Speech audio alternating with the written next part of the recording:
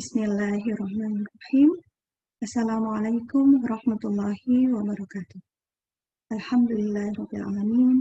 Nahmaduhu wa nasta'inuhu wa nastaghfiruhu wa na'udzu billahi min syururi anfusina wa min sayyi'ati a'malina.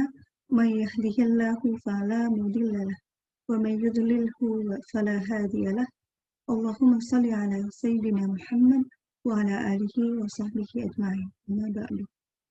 Puji syukur kehadirat Allah Subhanahu wa Ta'ala yang telah memberikan begitu banyak limpahan kenikmatan dan rahmatnya, sehingga hari ini saya pribadi bisa menyapa bunda-bunda semuanya, momi-momi yang milenial, ya, dan melalui komunitas penebar siroh ini, Masya Allah, alhamdulillah kita diberikan kesempatan untuk bertemu, meskipun harus dengan daring, ya, harus dengan online. Salawat dan salam semoga senantiasa tercurahkan kepada junjungan kita, qudwah hasanah kita, Nabiullah Muhammad SAW, pada para istri beliau, keluarga, sahabat, tabi'in dan tabi'id, sampai kepada para ulama yang insya Allah mengantarkan kita mengenal indahnya Islam, mengenal bagaimana kita harus bersikap, bertutur kata, dan terlebih lagi bagaimana kita berakhlak, ya, dalam kehidupan sehari-hari. Saya sapa dulu moms and bunda yang ada di kulwab kita kali ini. Mungkin sudah diperkenalkan oleh Mbak Tanjung. Terima kasih sekali pada Mbak Tanjung yang sudah memfasilitasi kesempatan yang sangat baik ini. Baik, mungkin tidak banyak yang ingin saya sampaikan, membahas sedikit dari judul yang mengantarkan saya berjumpa dengan bunda-bunda semuanya hari ini, Rahasia Ibu Bahagia, ya. Manajemen stres ala ibu milenial. Kalau melihat judulnya, rasanya memang kita saat ini tidak akan bisa menghindar dari namanya stres, ya. Ada banyak sekali stresor-stresor atau hal-hal yang menyebabkan kita bisa menjadi orang yang stres, ya. Tapi na'udzubillah min dzalik, semoga itu menjadi salah satu salah satu tema yang sebenarnya harus kita kelola dengan baik, ya. Ibu bahagia adalah sebuah keniscayaan. Kenapa? Karena memang seorang ibu menjadi salah satu center, ya, center dari sebuah rumah tangga, center dari sebuah peradaban kecil. Manakala seorang ibu bisa bahagia, insya Allah, ya, semua anggota keluarga, mulai dari suami, anak, bahkan mertua atau keluarga yang ada di sekitarnya akan menjadi bahagia juga. Bisa? Ya, insya Allah bisa, ya. Nah, bagaimana sih ketika kita membahas rahasia menjadi ibu bahagia dengan cara memanage stres yang terjadi, ya. Nah, apalagi belakangan ini, ya, kita sama-sama sudah mengetahui, ya, dan sama-sama sudah merasakan bagaimana menjadi seorang ibu di tengah pandemi, ya, di tengah pandemi dan juga berbagai tantangan global, tantangan dunia yang mungkin bisa jadi adalah menjadi penentu, ya, apakah ini menjadi akhir zaman, ya. Nah, bagaimana sih tantangan kita sebagai seorang ibu milenial menghadapi problematika manajemen dalam pengelolaan stres, ya. Oke, langsung saja ke slide berikutnya. Ya. Saya coba ambil definisi stres dari definisi yang paling mudah untuk kita pahami, ya. Stres adalah respon tubuh yang bersifat tidak spesifik terhadap tuntutan atau beban di atasnya. Ini bisa diartikan bahwa terkadang ketika kita stres, itu kan bawaannya uring-uringan, ya, moms, ya. Bunda-bunda semua pasti pernah kan antara swing moodnya atau bergantinya mood, bergantinya perasaan antara bahagia dan sedih, itu bisa jadi merupakan salah satu tanda stres ya. Nah, kadangkala seorang ibu itu sangat pintar ya, ibu itu sangat pintar ya, pintar untuk memainkan emosi. Nah, bagaimana ketika memainkan emosi ini memang tidak apa namanya, harapannya tidak menjadikan seorang ibu itu tadi stres ya. Respon tubuh yang bersifat tidak spesifik ini seringkali menjadi penanda bahwa seorang ibu itu sedang mengalami stres. Ya. Kemudian stres dari definisi yang lain adalah suatu keadaan yang dihasilkan oleh perubahan dari lingkungan yang dirahasiakan sebagai tantangan, ancaman, atau merusak equilibrium dinamik seseorang. Ya. Jadi ketika kita dalam kondisi stabil, biasanya tidak ada tuh namanya tanda-tanda stres. Ya, salah satunya kalau dilihat dari gambar di sini, ada sakit, ada kekhawatiran, ada tidak bisa tidur ya, kemudian manajemen waktu yang kacau dan sebagainya. Nah, ketika ada tanda-tanda seperti ini, bisa jadi itu menjadi salah satu tanda bahwa equilibrium atau keseimbangan yang terjadi pada kita itu menjadi berubah. Definisi stres lainnya adalah kekuatan. Stres ada kekuatan mendesak yang menimbulkan kekuatan dalam diri seorang. Nah, ini beda lagi ya. Jadi ada definisi lain yang menganggap stres itu menjadi sebuah kekuatan. Kok bisa? Nah, nanti kita lihat kenapa stres itu disebut sebagai sebuah kekuatan. Nah, adapun stresor adalah setiap hal yang menyebabkan seseorang itu mengalami stres. Ya. Kalau kita bahas stresor mungkin akan panjang sekali ya, karena apalagi seorang ibu pasti setiap hari mulai dari bangun tidur sampai kemudian tidur lagi, pastinya juga menghadapi berbagai macam dinamika dalam kehidupannya. Entah itu mulai dari suami, mulai dari anak-anak, mulai dari mertua, mulai dari tetangga dan sebagainya. Ya. Nah, faktor-faktor penyebab stres ini yang nantinya harus juga kita manage ya, bagaimana menghadapi stresor ini dengan cara yang bijaksana. Nah, berikutnya faktor yang mempengaruhi respon terhadap stres. Ya, ini mungkin bahasanya akan bisa saya persingkat karena saya rasa untuk stres itu hampir semua orang mengalami ya. Tidak hanya anak kecil, orang dewasa, remaja, orang dewasa, bahkan manusia pun pasti akan mengalami stres. Ya, nah, bagaimana kita melihat stres itu dalam bentuk yang lebih spesifik? Nah, yang pertama yang harus kita perhatikan dari sebuah stres adalah sifat stresornya atau sifat dari penyebab stresornya. Sifat stresornya ini bisa berupa stresor internal dan eksternal. Internal itu lebih ke arah dari dalam si ibu tersebut.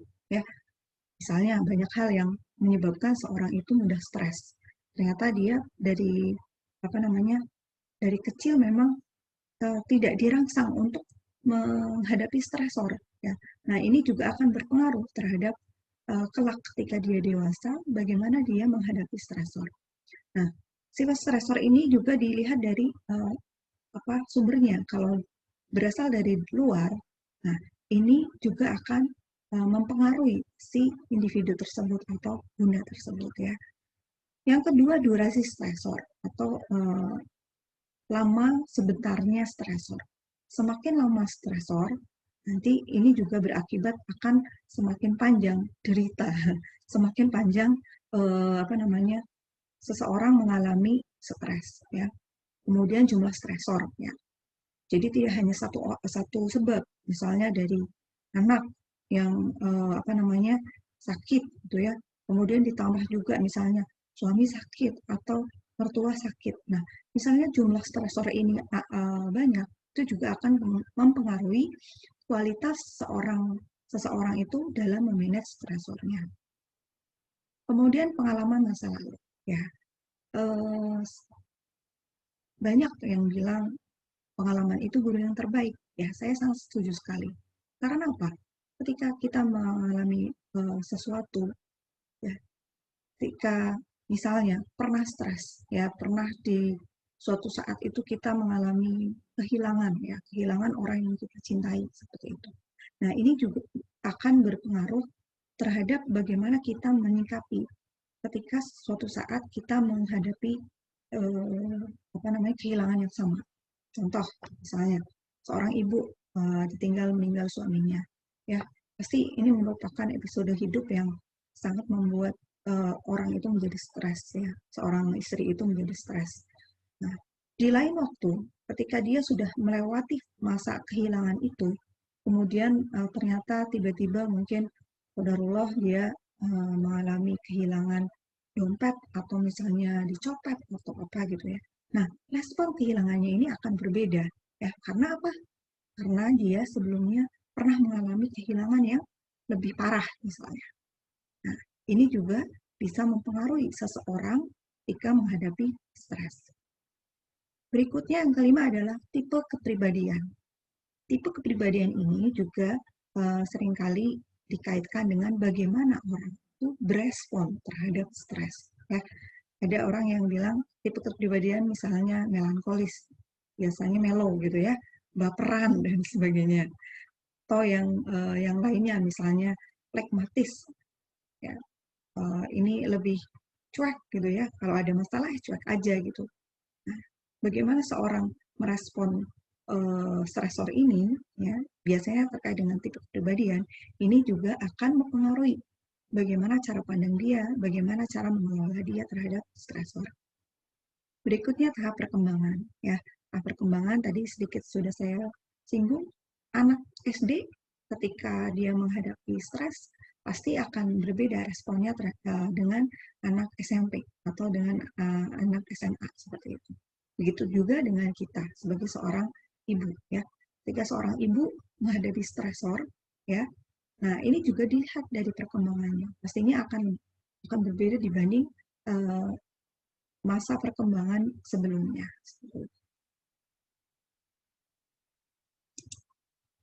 Nah, saya akan coba lanjut ke arah bagaimana sih kita memandang stres itu dari sisi pandang yang lainnya. Di sini ada gambar, ya mungkin Bunda bisa melihat ini gambar apa ya, Bu? Ya, ini gambar labirin, ya. Pernah ke taman taman bunga, ya. Di situ biasanya ada labirin, ya. Nah, di labirin itu kan banyak sekali tikungan, ya. Ada jalan lurus, ada jalan belok, kanan, kiri, dan sebagainya.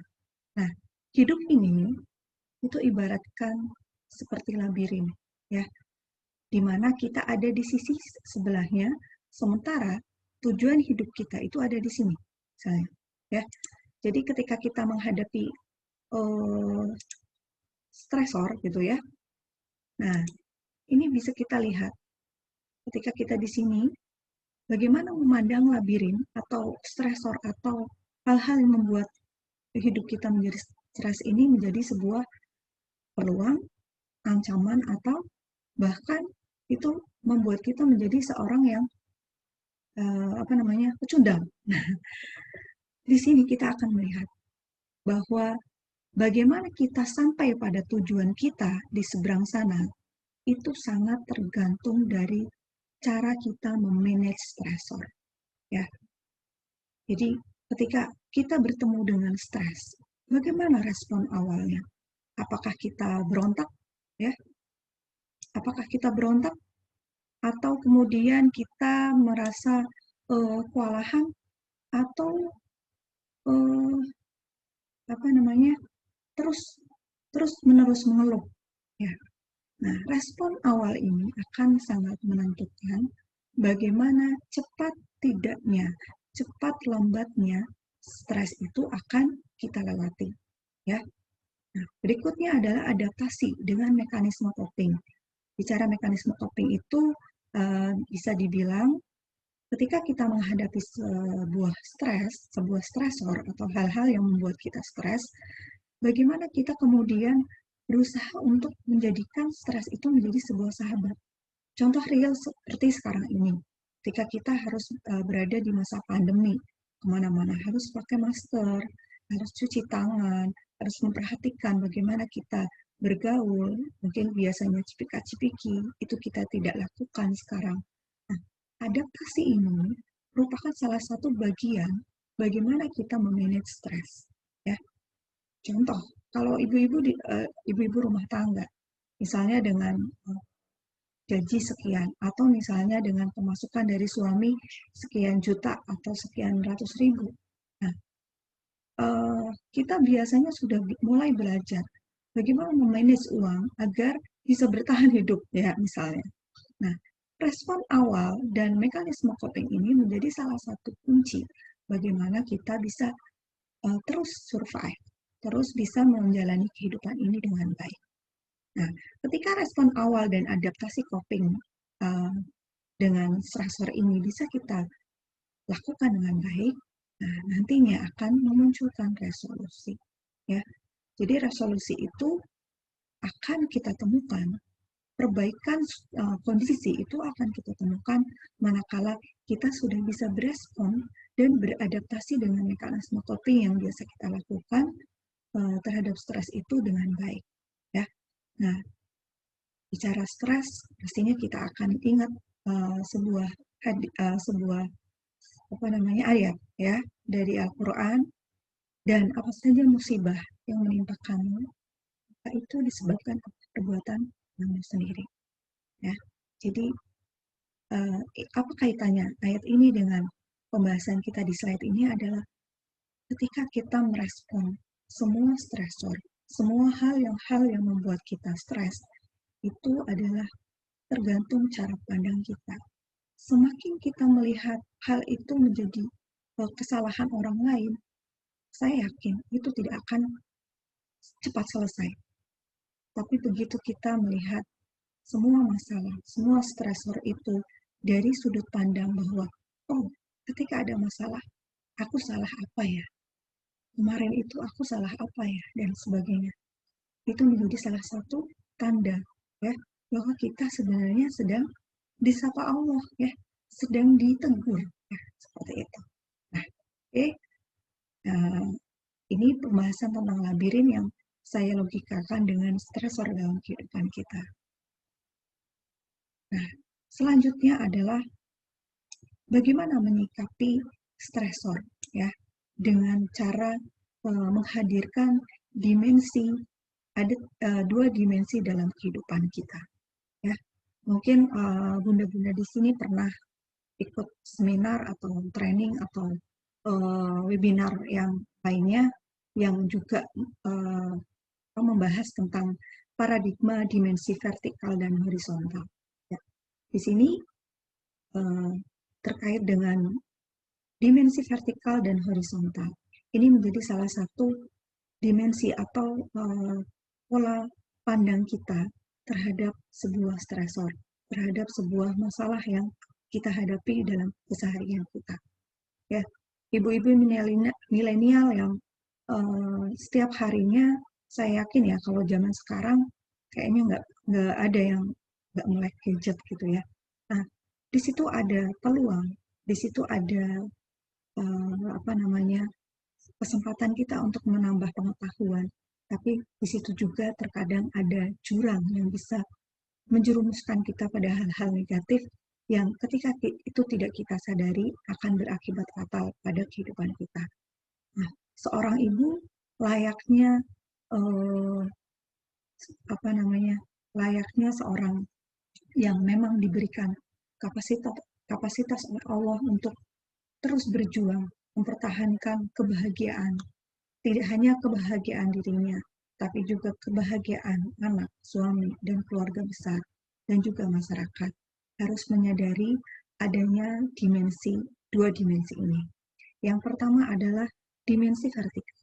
Ya, dimensi vertikal ini uh, adalah dimensi ketika seseorang itu berhadapan dengan Tuhan, dengan Allah.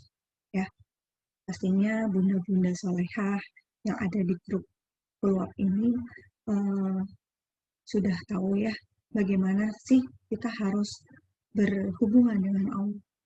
Ketika kita ada masalah dengan Allah, saya yakin pasti itu akan berakibat atau berimbas pada hubungan kita baik dengan orang lain dan juga dengan alam sekitar. Ya, ketika kita mungkin yang biasa rajin tahajud ternyata lupa atau misalnya terlewat, atau yang biasa rajin puasa sunnah kemudian karena suatu hal tidak bisa kita lakukan, ya biasanya itu akan berimbas pada kondisi kejiwaan kita. Jadi cepat marah, cepat emosian, ya ujung-ujungnya bisa jadi menyalahkan orang, menyalahkan anak, ya menyalahkan lingkungan sekitar. Nah, hati-hati ya Bunda. Jadi ketika kita membahas hubungan vertikal dengan Allah, ini adalah hubungan yang paling harus kita jaga, ya paling harus kita jaga. Kenapa? Ya, kita tidak akan bisa melakukan apapun manakala kita tidak dekat dengan Allah. Ya, ketika kita dekat dengan Allah, yakinlah ya, Allah sendiri yang akan menuntun langkah kita. Jadi akan sangat penting manakala kita harus menjaga dimensi vertikal ini. Selanjutnya dimensi horizontal. Ada dua tipe dimensi horizontal. Yang pertama, dimensi horizontal berhubungan dengan orang lain, dan yang kedua adalah berhubungan dengan alam atau lingkungan. Bukan tidak mungkin ketika kita bermasalah dengan orang lain, apalagi misalnya orang lain itu adalah pasangan, ya. Ya kalau pasangan bukan orang lain ya, tapi itu bagian dari jiwa kita gitu ya, belahan jiwa katanya. Nah, bukan tidak mungkin seringkali ujian itu ternyata datang dari dalam ya, orang terkasih, orang terdekat. Itu akan juga mempengaruhi terhadap bagaimana kita memanage stresor. Makin banyak masalah itu datang dari dimensi horizontal satu ini, maka kapasitas seorang bunda untuk menghadapi stresornya itu juga harus semakin ditingkatkan. Ya, kalau kita misalnya bermasalah dengan orang lain, misalnya bermasalah dengan tetangga, tapi selagi orang terdekat kita, suami kita, kemudian anak-anak kita, keluarga kita itu mendukung kita dengan penuh cinta, itu biasanya akan lebih mudah kita melewati stresor, melewati masalah. Tapi ketika itu datang dari orang-orang terkasih kita, ya bisa jadi baik dimensi vertikal dan juga dimensi horizontal dua ini juga akan terganggu. Ya, jadi tiga dimensi ini tidak akan bisa kita lepaskan dan tidak akan bisa berdiri sendiri. Ya, pastinya akan saling berkaitan. Ya, kalau kita ada masalah dengan horizontal, dengan alam, ya itu juga bisa menyebabkan stresor. Contoh apa? Contoh misalnya bencana alam, banjir dan sebagainya. Banjir itu kan karena ulah manusia juga, ya. Itu juga akan berakibat pada dimensi horizontal dan juga vertikal. Ya, bagaimana kita bisa beribadah dengan tenang manakala lingkungan kita itu tidak membuat kita aman dan nyaman, ya. Nah, disinilah peran kita sebagai seorang diri sendiri, ya, sebagai seorang individu, bagaimana kemudian menyeimbangkan dimensi vertikal dan dimensi horizontal, ya. Nah, ini kaitannya dengan manajemen stres, bagaimana kita memandang kita dari sudut dimensi vertikal dan horizontal. Nah, setelah kita memahami bagaimana seorang itu mempunyai hubungan vertikal dan horizontal dalam kehidupannya, pastinya kita harus bisa memanage bagaimana sih mengelola atau menyeimbangkan ketiga dimensi tadi, ya, ketika kita mengalami sebuah stresor. Ada 3 tips yang coba saya bagi pada kesempatan kali ini. Yang pertama adalah healing, kemudian yang kedua adalah take meaning, dan yang ketiga adalah track energy. Kita akan bahas satu-satu. Ya. Healing atau penyembuhan. Ya. Setiap orang yang sakit pasti ingin segera sembuh, ya kan Moms? Ya. Jadi setiap orang ketika dia sakit pasti yang dipikirkan adalah kesembuhan. Nah, bagaimana ketika kita menghadapi sebuah stresor, sebuah masalah dalam kehidupan kita, kita membutuhkan uh, healing, ya, membutuhkan penyembuhan. Nah, penyembuhan itu mestinya tidak harus dari luar dulu, tapi justru harus dari dalam diri kita sendiri, ya. Nah, bagaimana sih kita menghealing? Ya, Allah sudah sangat baik, sudah sangat adil ketika kita menghadapi masalah, permasalahan dan sebagainya dalam kehidupan kita, entah misalnya disebabkan karena anak, karena pasangan, karena lingkungan, ya, sebaiknya yang pertama kita lakukan adalah healing, penyembuhan dalam diri kita sendiri. Ya, kalau dosen saya bilang, cintailah diri kita sebelum kita mencintai orang lain. Ya, kenapa begitu? Bagaimana kita bisa menyembuhkan orang lain? Bagaimana kita bisa menjadi penerang? Bagaimana kita bisa membahagiakan orang-orang yang ada di sekitar kita? Manakala kita tidak bisa menyembuhkan, manakala kita tidak bisa uh, menghealing, mendeteksi apa yang terjadi pada diri kita. Ya, nah ini biasanya yang saya lakukan ketika menghadapi masalah apapun. Cobalah untuk melakukan healing. Nah, healing ini identik dengan taubat, mengakui kesalahan diri. Ya, nah pengalaman saya ketika berhadapan dengan pasien gangguan jiwa, nah di dalam pengkajian pasien gangguan jiwa itu ada namanya insight diri atau daya tilik diri. Nah, ini menjadi indikator, menjadi salah satu indikator apakah si pasien gangguan jiwa ini sudah layak untuk pulang atau tidak. Nah, bisa dideteksi dari pengkajian insight diri ini. Contohnya bagaimana? Ketika si pasien ini masih menyalahkan, misalnya ditanya, kenapa kamu dirawat di rumah sakit ini? Dia masih menyalahkan orang lain. Itu karena bapak saya jahat pada saya. Itu karena bapak saya atau siapapun di luar dirinya yang masih dia salahkan. Nah, ini menjadi indikasi si pasien ini masih lama, ya, masih harus membutuhkan waktu untuk berada di rumah sakit jiwa. Nah, konsep ini ternyata seiring sejalan dengan proses healing. Jadi, manakala kita misalnya sakit hati karena mendengar omongan tetangga, atau mungkin yang paling bikin nggak nyaman itu ketika kita menghadapi kritikan atau mungkin perlakuan yang tidak baik dari pasangan, ya. Nah, seringkali yang kita lakukan adalah apa? Menyalahkan orang lain. Ya nggak, Bun? Ya, ya biasanya seperti itu. Nah, pada manajemen stres ala ibu milenial ini, saya ingin mengingatkan pada diri saya sendiri juga, bagi Buddha-Buddha yang semuanya ada di sini, bahwa ketika kita ingin sembuh dari sebuah luka, ya luka apapun, mungkin luka batin, ya luka uh, sakit hati dan sebagainya, cobalah masuk kepada ranah healing ini. Caranya adalah dengan taubat. Taubat, ya, seperti halnya Nabi Yunus ketika harus ditelan ditelan ikan paus, ya. Coba kalau kita bayangkan uh, Nabi Yunus itu berontak gitu ya, mukul-mukul perutnya si ikan paus ini, ya. Bisa jadi Allah akan menempatkan Nabi Yunus ini tetap ada di perut ikan sampai kiamat gitu ya.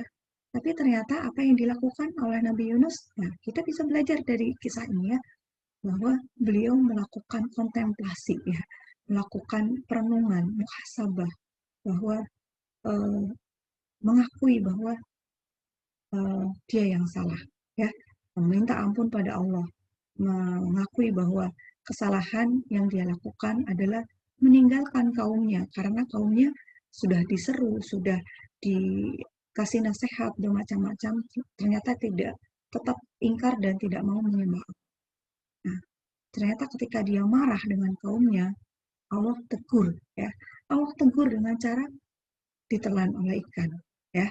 Nah, konsep healing ini kita lakukan untuk mengakui kesalahan diri, memuhasabahi. apakah yang sudah kita lakukan, ya, sebagai seorang individu, sebagai seorang hamba, sebagai seorang yang tidak berdaya, pastinya kita banyak sekali kekurangan. Nah, kesempatan untuk mengakui kesalahan ini menjadi sangat penting, ya, bahwa setiap orang pasti punya kesalahan. Bisa jadi Allah menghadirkan orang lain untuk menegur kita dengan cara perlakuan dia yang tidak membuat kita nyaman, membuat kita sakit hati. Bisa jadi itu adalah bentuk teguran Allah pada kita, ya. Karena nggak mungkin kan Allah langsung menegur, hei kamu salah, hei kamu bunda, kamu nggak kurang sabar mendidik anak dan sebagainya. Nah, bagaimana Allah memberikan uh, kesabaran sementara kita tidak diuji, ya. Nah, dengan proses healing ini, yang pertama kita lakukan adalah mengakui kesalahan. Akui aja, gitu ya. Akui saja ketika kita uh, mungkin ya seringkali ya tadi menyalahkan orang lain, tapi di konsep manajemen stres ini justru kita harus healing dulu. Healingnya adalah mengoreksi diri kita sendiri.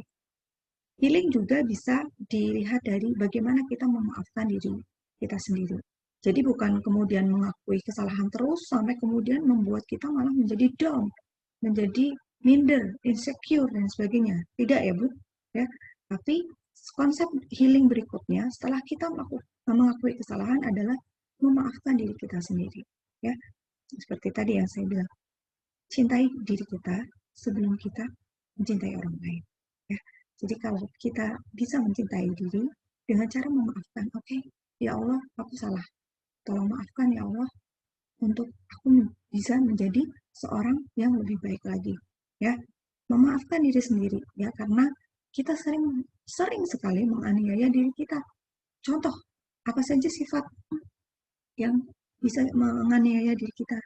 Misalnya sombong, ya, berbangga diri, pencitraan, baik itu karena ada maunya misalnya, suka membanding-bandingkan, anak pertama, anak kedua dibanding-bandingin, anak cewek dan cowok dibanding-bandingin, oh suami dibanding-bandingin, ya jangan ya, suka marah, ya, pikiran negatif, nah ini, dari kelima ini biasanya sering kita alami ya, ketika kita sadar bahwa banyak sekali sifat-sifat atau sikap-sikap yang seringkali sebenarnya itu bentuk dari kita menganiaya diri kita sendiri. Nah, disinilah yang terpenting. Kita harus bisa meminimalisir ya dengan cara mengakui kesalahan dan juga memaafkan diri kita sendiri. Ya, jadi konsep healing ini untuk menetralkan semuanya. Ya, jadi ingat ya di surat An-Nisa ayat 110, barang siapa mengerjakan kejahatan dan menganiaya dirinya sendiri, kemudian ia memohon ampun kepada Allah, niscaya ia mendapati Allah pengampun lagi penyayang. Ini yang harus kita yakini, ya. Nah, kalau sudah minta ampun, jangan diulang. Oke, ya. Ini konsep healing. Berikutnya adalah take meaning, ya, mengambil makna. Nah, bagaimana kita mengambil makna dari sebuah kejadian itu juga sangat terkait dari bagaimana kita menyikapi stresor, ya, menyikapi kondisi. Nah, ketika kita menghadapi stresor, menghadapi situasi yang membuat kita menjadi mungkin panik, gusar, membuat kacau semuanya. Nah, yang bisa kita lakukan adalah yang pertama, percaya bahwa akan ada keberuntungan setelah musibah. Ya, kenapa percaya ada di awal? Karena ketika kita mempunyai keyakinan bahwa setiap masalah itu pasti ada hikmahnya, setiap masalah itu pasti akan ada solusinya. Setiap masalah itu Allah hadirkan bukan cuma-cuma, pasti ada pesan-pesan cinta yang nantinya harus kita cari, harus kita baca, ya, harus kita sikapi dengan baik. Jadi sangat penting ya kepercayaan kita pada sesuatu ketika benar-benar hal itu terjadi, ya, Misalnya tiba-tiba anak sakit, tiba-tiba suami sakit gitu ya. Itu setelah kita melakukan healing tadi, ya, kita harus beranjak pada take meaning. Percaya bahwa kalau ada yang sakit, insya Allah ada sembuh. Kalau ada sehat, ada sakit. Pada saat sakit, ya kita harus ingat bahwa, oh ya, begitu banyak nikmat sehat yang mungkin belum bisa kita maksimalkan. Nah, dari situ kita akan bisa lebih pintar memanage stresor atau kondisi yang terjadi pada diri kita. Yang kedua adalah temukan satu aspek positif dari masalah. Ya, ini juga terkait dengan hikmah. Tak ada satupun kejadian yang hanya sisi negatif saja, pasti. Ya, nah cari, cari dan temukan satu aja. Ya, satu aja yang membuat hal itu membuat kita bersyukur. La in syakartum la azidanakum wa la in kafartum inna adzabi lasyadid. Saya sangat merasakan hal itu ketika pada satu kondisi yang sangat membuat stresor ya, bahkan saya bilang itu depresi gitu ya. Tapi ketika saya menemukan satu hal ya, misalnya alhamdulillah ya Allah, saya masih diberikan anak-anak yang sehat, yang ceria, dan itu saya pegang erat. Saya pegang erat, saya kemudian mensyukurinya, ya, kemudian berusaha untuk mengeksplor rasa syukur itu dengan perbuatan-perbuatan baik lainnya. Itu menjadi energi yang luar biasa. Ya, jadi ketika bunda-bunda mengalami sebuah kondisi yang menekan, ya, menekan jiwa, coba temukan satu aja yang membuat bunda kemudian bisa tersenyum, ya, bisa kemudian menemukan, oh ternyata luar biasa ya, ternyata Allah itu maha adil dan sebagainya. Oh kemarin sudah misalnya sudah naik jabatan, sekarang Allah kasih sakit, oh ternyata mungkin inilah warningnya dari Allah ya, agar kita tidak lalai, agar kita tidak kemudian berbangga diri bahkan melupakan nikmat yang sudah Allah berikan ya. Jadi temukan satu aja dan kemudian pegang erat, kemudian kita syukuri itu. Berikutnya self challenge. Self challenge ini menantang diri kita sendiri ya.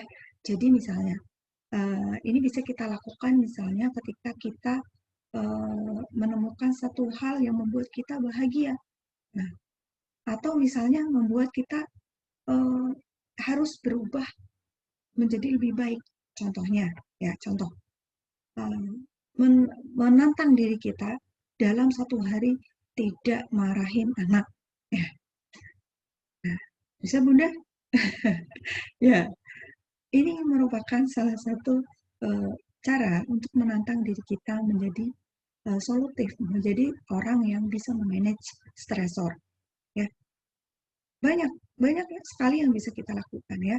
Ya, contoh itu tadi ya, sehari aja tidak memarahi anak, sehari aja tidak menyalakan gadget pada saat uh, berada bersama anak ya. Jadi fokus ya, ketika ada anak semua alat komunikasi disampingkan dulu seperti itu ya.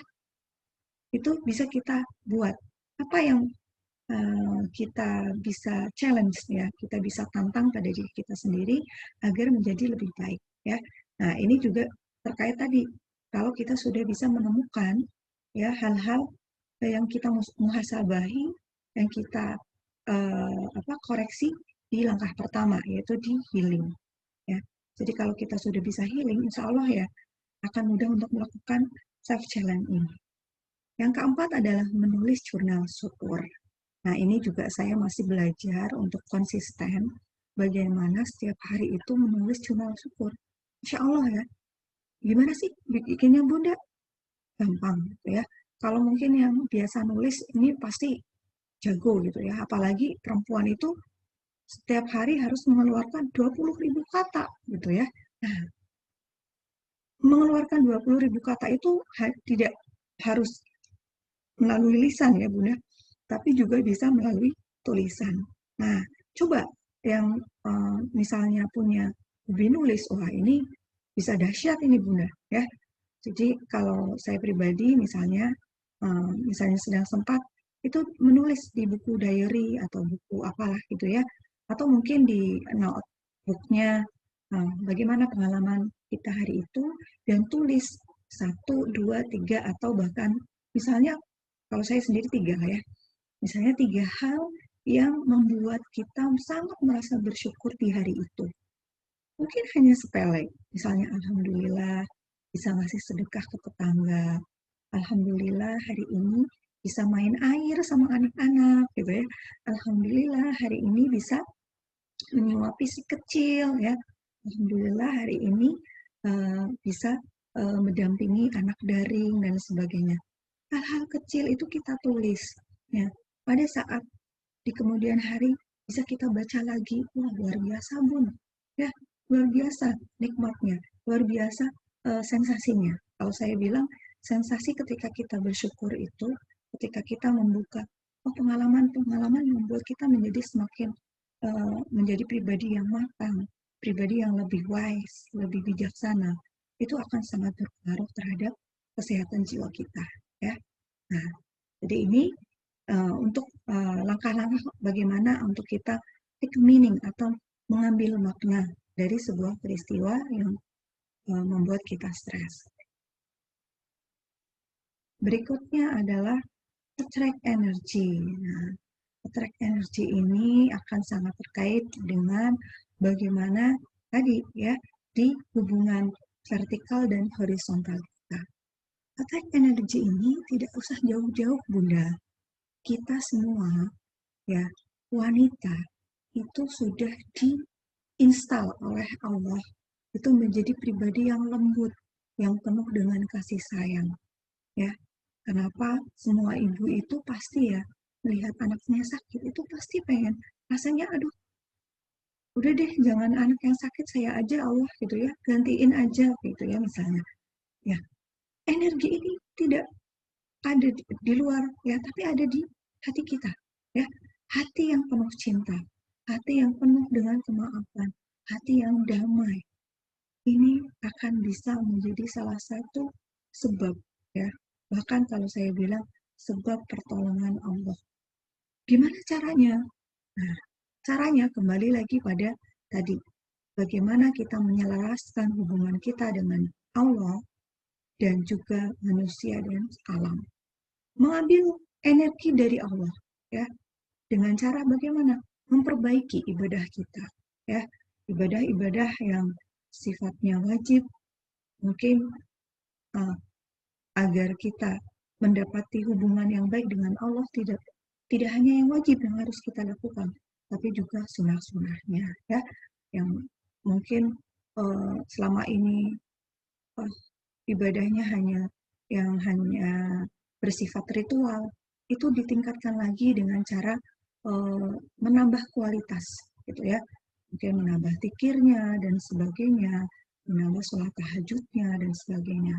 Nah ini cara kita untuk mengambil energi dengan dari Tuhan ya dari Allah ya. Nah dengan kedekatan kita pada yang kuasa pada pencipta alam ini kita berharap Allah mengkaruniakan hati yang penuh dengan cinta. Bagaimana kemudian kita mengambil energi dari manusia dan alam? Ya, berhubungan dengan manusia lain. Seringkali hubungan kita tidak mulus ya Bunda. Kadangkala kita harus berhadapan dengan orang-orang yang kita ngeselin, nyebelin gitu ya. Nah, sadarkah Bunda ketika ada orang lain yang bersikap seperti itu, ya seperti tadi yang saya bilang, itu bukan apa serta-merta gitu ya, bukan sesuatu yang begitu saja terjadi, tapi pasti di balik semua sikap orang lain terhadap kita itu ada izin Allah ya. Jadi kembali lagi ke hubungan vertikal ini. Orang yang membuat kita nyebelin, membuat kita sakit hati, jengkel dan sebagainya, itu semata-mata Allah izinkan ya, Allah izinkan berada di depan kita untuk menguji apa? Menguji kesabaran kita. Menguji, benar nggak sih kamu ini orang sabar? Benar nggak sih bunda ini termasuk tipe wanita solehah, ya, kita nggak bakalan mendapatkan predikat wanita solehah manakala kita tidak Allah uji, ya, seperti halnya anak SD mau naik kelas pasti harus ada ujian, ya. Jadi nggak mungkin kita pengen menjadi, ya Allah jadikan hamba menjadi hamba yang bersyukur, menjadi ibu yang sabar, nah, tanpa ada ujian. Nah, sabar kita akan sangat diuji manakala ternyata yang apa menjadi sumber ujian itu adalah orang-orang dekat kita, baik itu pasangan maupun anak dan sebagainya. Nah, bagaimana ketika kita menghadapi ujian itu ternyata dari orang lain, ya? Nah, ada dua yang bisa kita lakukan: mendoakan orang yang menyakiti kita dan meminta maaf pada orang yang sakit hati pada kita. Ya, jadi ada dua dimensi ini. Kalau ada yang menyakiti kita, please gitu ya, tolong doakan. Doakan. Doa itu menjadi apa? Bukti cinta tertinggi ya. Bukti bahwa hati kita penuh cinta. Bagaimana sih mendoakan orang yang sudah menjahati kita itu sangat nggak mudah ya. Tapi ternyata inilah kuncinya. Ya, inilah energinya. Kalau kita mau mendapatkan energi dari manusia lain, itu adalah dengan memaafkan mereka, memaafkan tanpa syarat. Ya, aku bahagia kalau, nah itu bahagianya masih masih bersyarat. Ya, tapi kalau bahagia tanpa syarat, aku memaafkan dia meskipun dia tidak minta maaf pada, misalnya seperti itu. Itu luar biasa banget energinya, Bun. Ya. Nah, yang kedua, meminta maaf pada orang yang kemungkinan kita sakiti. Ya, jadi gentle gitu ya. Kalau ada sikap kita yang kemudian menyakiti orang lain, jangan sungkan, jangan kemudian gengsi, jangan kemudian lari bahwa kita ini apa sih, ya, hanya manusia biasa. Apa yang mau kita bawa kelak ketika apa namanya berhadapan dengan Allah di yaumul akhir sana, ya, semua itu kita telah ditelanjangi sama Allah. Jadi apa yang mau kita sembunyikan? Nah, kalau kita salah, minta maaf, ya, akan sangat mudah meminta maaf. Tapi yang terpenting adalah bagaimana kita menyadari bahwa kita itu salah. Selanjutnya, mengambil energi dari alam. Ya, contoh yang paling dekat saat ini adalah bagaimana, kalau saya ambil contoh adalah bagaimana kita mengambil makna, mengambil energi dari kondisi pandemi ini. Ya, ternyata ketika kita pandemi, ada kekuatan yang kemudian muncul ke permukaan. Banyak sekali lembaga-lembaga siswa, lembaga-lembaga amal soleh yang itu seperti jamur tumbuh di musim semi ya, musim hujan gitu ya, banyak sekali yang ingin berlomba-lomba untuk memberikan bantuan pada orang lain karena kondisi pandemi saat ini ya. Nah, ternyata makhluk kecil yang namanya corona ini menyebabkan dunia ini berubah drastis ya. Ya, yang tadinya harus kita kemana-mana, harus berhubungan dengan polusi dan sebagainya. Tapi karena kita harus lockdown, harus tetap berada di rumah, ya, sehingga energi yang muncul adalah, oh ya, tidak banyak polusi, ya, tidak banyak apa namanya kondisi di luar sana yang menuntut kita harus keluar. Nah, pandemi juga kemudian memaksa kita untuk kembali ke rumah kita masing-masing. Peran bunda, peran ayah, itu difungsikan kembali. Tidak lagi kita mengedepankan bahwa anak-anak itu dididik di sekolah. Ya.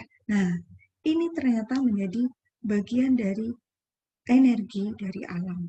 Ya. Kemunculan COVID bukan karena siapa-siapa, tapi Allah sudah menghendaki. Untuk apa? Tadi ya, untuk kita bisa membaca pesan-pesan cintanya. Oh, ternyata setelah pandemi eh, aku baru menemukan ternyata pasanganku, si ayah itu baik banget, perhatian pada keluarga dan sebagainya. Atau sebaliknya gitu ya. Nah, ada banyak juga perceraian setelah pandemi. Nah, ini kemungkinan ada yang salah ya. Bisa jadi tidak melakukan tadi kebersyukuran dan sebagainya. Oke, ya. Ini attack energy. Jadi ada 3 tadi, healing, take meaning, dan kemudian track energy. Nah, berikutnya ini mungkin terakhir yang bisa saya sampaikan di sini adalah zona bertumbuh. Dalam menghadapi masa kondisi seperti sekarang ini, ibu-ibu milenial hendaklah belajar bagaimana menjadi orang yang terus bertumbuh, mengupgrade semua kemampuannya, ya.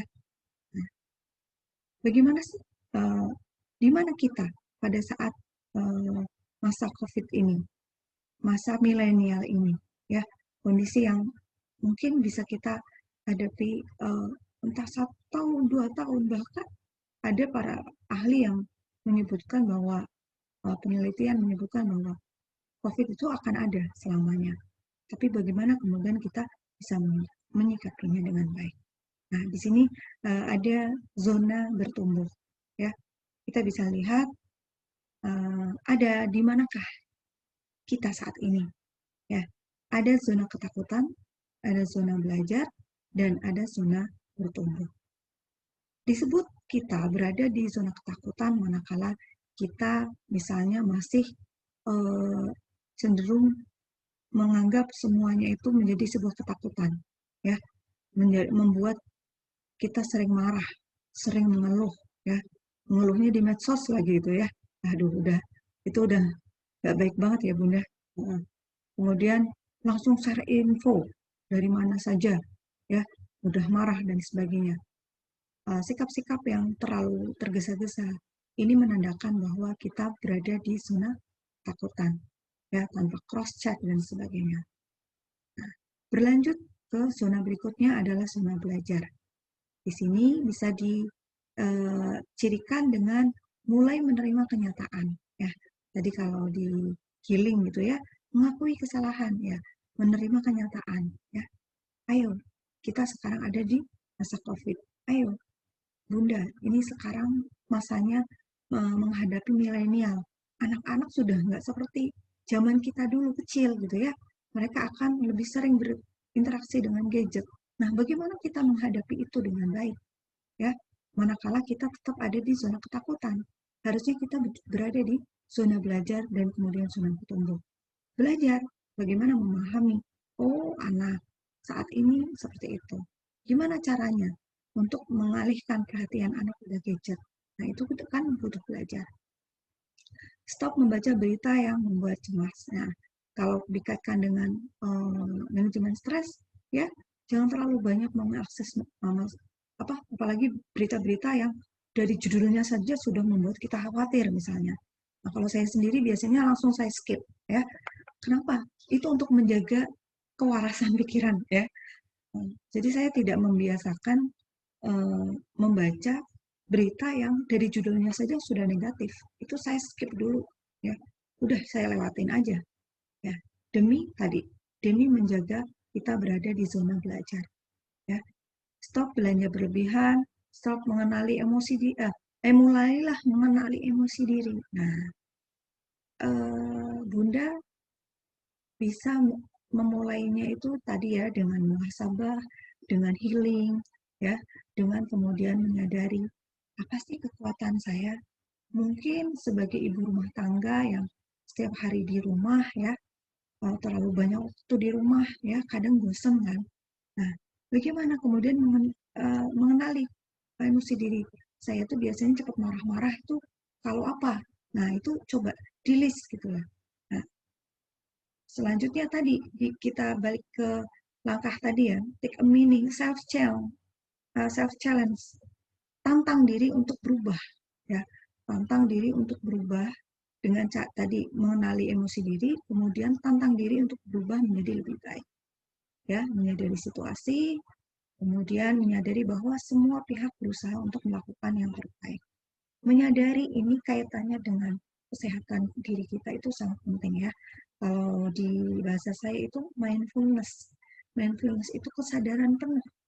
Jadi kalau Bunda sekarang ini sedang mengikuti kulap hari ini, fokus, ya, fokus. Jangan kemudian pikirannya, oh ternyata ada utang yang belum dibayar, oh ternyata hari ini harus kemana, dan sebagainya. Nah, kalau kita tidak bisa menghadirkan diri dengan cara menyadari kondisi kita saat ini, oh ya, saya sedang duduk, saya bisa merasakan kaki saya bisa merasakan jantung saya berdetak, itu luar biasa, Bu. Ya, itu merupakan salah satu keterampilan. Ya, coba uh, lakukan itu menjadi sebuah kebiasaan. Nah, ini latihan ini kemudian akan bisa menimbulkan sikap tenang, ya. Jadi semakin kita menyadari, oh ya, saya ada di sini, saya sedang apa, saya mau melakukan apa, fokus gitu ya pada kondisi saat ini menjadi salah satu cara kita berada di zona belajar. Berikutnya zona bertumbuh. Nah, zona bertumbuh ini uh, semoga saja menjadi sebuah keniscayaan buat kita semua ya. Kita semua pengen menjadi orang yang bertumbuh. Nah, caranya adalah dengan memikirkan orang lain, ya, bagaimana membantu. Ketika ya ada diskusi, ketika kita menolong orang lain, maka Allah akan menolong urusan kita. Ya, itu bukan isapan jempol, tapi ketika itu diyakini, ya, niscaya bukan hanya perubahan, bukan hanya solusi, tapi juga perubahan, apa namanya, miracle, ya, keajaiban. Ya, saya sering sekali ketika mencoba mempraktekkan ini, ternyata benar. Allah itu menyelesaikan semua urusan saya, menyelesaikan apa yang menjadi hajat saya. Ketika kita berniat untuk membantu orang, ya, apalagi di masa pandemi seperti sekarang ini. Kemudian menggunakan bakat, kemampuan untuk yang membutuhkan, ya, masih sama ya. Jadi memikirkan orang lain ya, membantu ya, hidup saat ini, fokus ke masa depan, ya. Jangan mengkhawatirkan masa depan, pun juga jangan menangisi masa lalu, ya. Buang kekhawatiran, buang kesedihan, move on gitu ya. Move on itu bukan berarti melupakan, tapi merubah rasa, ya. Merubah rasa. Mungkin kita pernah sakit hati, mungkin kita pernah dibuat stres oleh seseorang. Rubahlah rasa itu. Tadi, kalau kita sudah merubah hati kita menjadi hati yang penuh cinta, kita nggak perlu itu. Misalnya ketemu orangnya menghindar, itu nggak perlu sama sekali. Karena kita sudah fokus melihat masa depan, menghilangkan kekhawatiran. Jadi ketika ketemu dengan orang yang membuat hati kita sakit, pernah membuat sakit hati, ya kita fokus aja, ya. Oh iya, kan udah ditobatin tadi ya. Oh, dia dihadirkan Allah untuk menegur semua kesalahan kita. Nah, pola pikirnya seperti itu. Sehingga nggak perlu uh, berusaha sekuat tenaga melupakan. Nggak perlu ya, karena apalagi wanita ya, ahli sejarah ya katanya ya. Wanita itu sangat bisa mengingat masa lalu. Nah, bagaimana ingatan itu kemudian membuat kita menjadi seorang yang lembut hatinya, seorang yang baik budi pekertinya. Berikutnya, penuh kasih sayang pada diri sendiri dan orang lain. Ya, terima kasih dan apresiasi orang lain. Jangan sungkan untuk like gitu ya. Kadang ada orang yang, lihat postingan itu saja kayak gitu ya. Nah, pelit banget untuk memberikan like. Padahal ketika di like itu luar biasa ya. Nah, tapi jangan kemudian mengharapkan like terus ya. Enggak ya. Selanjutnya menjaga emosi agar tetap bahagia dan menebar optimisme. Ya, ketika kita bahagia, optimis, menyebar pada lingkungan kita, pada pasangan kita, pada anak-anak kita. Nah, itu menjadi zona bertumbuh yang paling bagus. Ya, jangan sebarkan energi negatif, apalagi sampai curhat di medsos. Wah, itu nggak banget ya, Bu In. Nah, mencari cara untuk mendapatkan perubahan atau beradaptasi dengan perubahan. Ya, mungkin kalau sekarang itu model masker itu luar biasa ya. Ada yang nyentrik, ada yang lucu gitu ya, sampai harus sama dengan model bajunya, warna bajunya dan sebagainya. Nah, itu hanya salah satu contoh ya. bagaimana beradaptasi dengan perubahan. Ya, jadi saya salut sekali pada para pengusaha yang bisa memanfaatkan momen pandemi ini menjadi sebuah peluang yang berharga, ya. Nggak habis pikir gitu ya, nggak mati kutu gitu ya ibaratnya. Nah, jadi selalu bisa melihat sisi peluang lain, sisi positif yang lain dari kondisi yang seperti saat ini. Berikutnya mempraktekkan keheningan, kesabaran, menjalin relasi dan kreativitas. Nah, ini ada hubungannya dengan 3 langkah yang tadi kita bahas, ya. Oke. Nah, berikutnya saya coba memutar ini.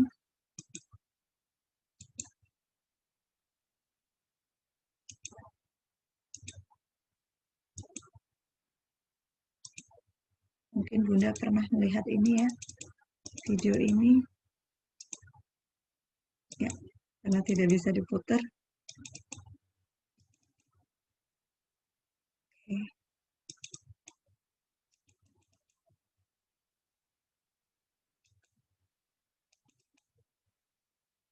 Saya skip aja. Oke, itu saja yang bisa saya sampaikan di materi saya di Keluap ini. Semoga menambah wawasan, menambah pengetahuan, dan yang paling penting bagi saya mungkin ini saya belajar dari tulisan saya sendiri, bukan buat bermaksud untuk menggurui, karena sejatinya saya juga masih terus ingin belajar, masih terus dalam proses belajar untuk bisa menjadi orang yang lebih baik, ya, orang yang berusaha untuk tetap bermanfaat bagi orang lain. Terima kasih untuk perhatiannya. Mohon maaf jika ada kesalahan. Saya tutup. Assalamualaikum warahmatullahi wabarakatuh.